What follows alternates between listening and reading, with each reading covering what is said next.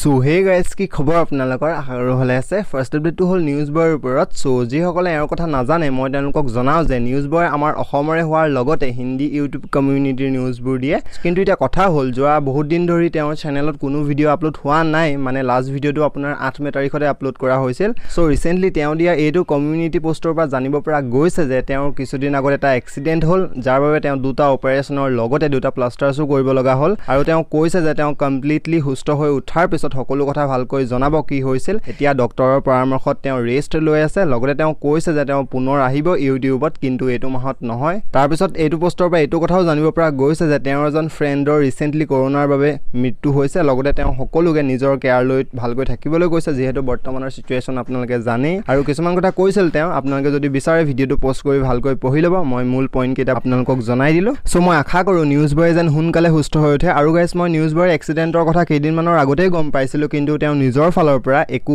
post নকৰাৰ কাৰণে নিউজটো মই দিয়া নাছিলো আদাৰৱাইজ তেওঁটো মোৰ বাবে এইটো চেনেলৰ ইনস্পিৰেচন হয় জলদি ভাল হৈ যোৱাৰে ভাই এতিয়া আইছো নেক্সট আপডেটলৈ এই আপডেটটো হল পক্ষী ৰাজবংশীৰ ওপৰত যিয়ে তেওঁৰ চেনেলত কভাৰ ভিডিও আপলোড কৰে লগতে ভ্লগো আপলোড কৰে সো এটা কথা হল তেওঁ আজিৰ পৰা কেইদিনমান আগত এটা ভিডিও আপলোড কৰিছিল যৰ পৰা জানিব পৰা গৈছে যে অসমৰ এগৰাকী জনপ্ৰিয় গায়িকাই পক্ষী ৰাজবংশীৰ দুটা ভিডিও ডিলিট কৰোৱাৰ লগতে এটা ভিডিওত ষ্ট্ৰাইক দিছে মানে পক্ষী ৰাজবংশীয়ে যিগৰাকী গায়িকাৰ গানত কভাৰ ভিডিও বনাইছিল তেওঁৱে আৰু নজনাসকলক জনাই দিও যে ষ্ট্ৰাইক ইউটিউব চেনেলৰ বাবে বহুত ৰিস্কি হয় তিনিটা ষ্ট্ৰাইক পৰিলেটো চেনেলে ডিলিট হৈ যায় সো এতিয়া মই আপোনালোকক পক্ষী ৰাজবংশীৰ এইটো ভিডিওৰ এটা সৰু ক্লিপ দেখাই দিছো আৰু সম্পূৰ্ণ ভিডিওটো চাবলৈ আপোনালোকে ডেসক্ৰিপচনত যাব লিংক দিয়া আছে আৰু আপোনালোকে ভলিউমটো অলপ বঢ়াই ল'ব ভিডিওটোত সাউন্ড কম আছে যিবিলাক কভাৰ ভিডিও বনালে যিবিলাক ৰুল হয় ন ৰুল সব মানে মই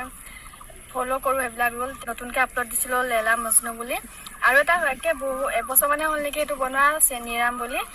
সিংগাৰ এজনীৰে গান আছিলে এটা কাৰণে মানে বেয়া লাগিছে আৰু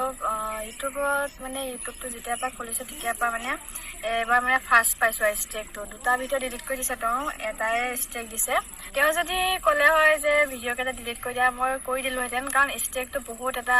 কোনে ষ্ট্ৰাইক দিলে হেতু তেওঁ নকলে যদিও যি দুটা গানৰ কথা কৈছিলে ভিডিওটোত মই স্ক্ৰিনত দেখুৱাই দিছো তেতিয়া কোনে ষ্ট্ৰাইক দিলে বা ভিডিও ডিলিট কৰোৱালে আপোনালোকে অলপ আইডিয়া লগাব পাৰিব এতিয়া আইছো নেক্সট আপডেটলৈ এই আপডেটটো হল পংকজ পাঠকৰ ওপৰত সো আজি কেইদিনমানৰ আগৰ পৰা কিছু লোকে ফেচবুকত পংকজ পাঠকৰ ওপৰত মিম বনাই শ্বেয়াৰ কৰি আছিল যাৰ বাবে তেওঁৰ ওপৰত মিম বনোৱা কিছু ল'ৰা ছোৱালীয়ে ৰিসেন্টলি বিপদত পৰিছে পংকজ পাঠকে কিছুমানৰ ওপৰত ইতিমধ্যে এফআইআৰো দিছে সো এতিয়া মই আপোনালোকক পংকজ পাঠকে ৰিসেন্টলি দিয়া এইটো ফেচবুক পোষ্ট পঢ়ি দিম তেতিয়া আপোনালোকে কথাখিনি ভালকৈ গম পাব ইতিমধ্যে 52 জনৰ ঠিকনা আমাৰ হাতত আহি পৰিছে তাৰ ভিতৰৰ 36 জন ছোৱালী আৰু 16 জন ল'ৰা বহুতৰে মাক দেউতাকে ফোন কৰি মাফ খুজি এফআইআৰ নকৰিবলৈ কৈছে বহুতে আকৌ মাক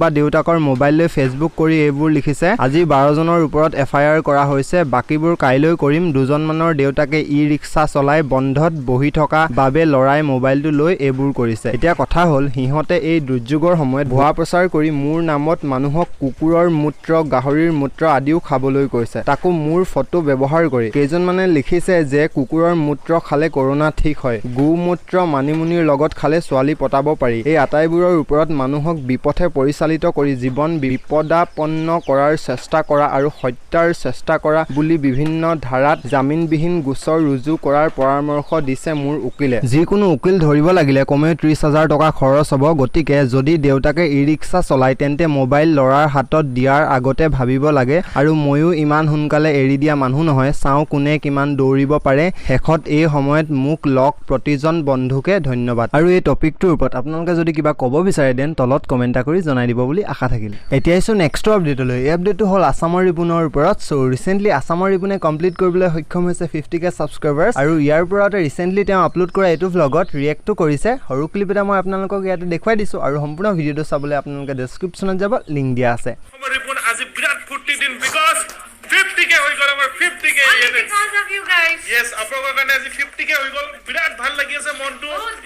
বহুত ভাল লাগিছে মোৰ মনটো আৰু বলি তো দে থ্যাংক ইউ সো মাচ থ্যাংক ইউ সকলোকে বহুত থ্যাংক ইউ 50k কথা আহিলে যেতিয়া মই আপোনালোকক জনাও যে ৰিসেন্টলি কেৰলিন ভ্লগছে 50k সাবস্ক্ৰাইবাৰ্ছ কমপ্লিট কৰিবলৈ সক্ষম হৈছে যাৰ বাবে তেওঁ ইনষ্টাগ্ৰামৰ জৰিয়তে সকলোকে ধন্যবাদো দিছে সো গাইস আজিলে ইমানে নতুন যদি কোনোবা আহিছে তেন্তে চেনেলটো সাবস্ক্ৰাইব কৰি বেল আইকন টিপি অল কৰি ল'ব মই কেনেকুৱা ধৰণৰ কন্টেন্ট দিম কি কথা গম পাইছেই নহয়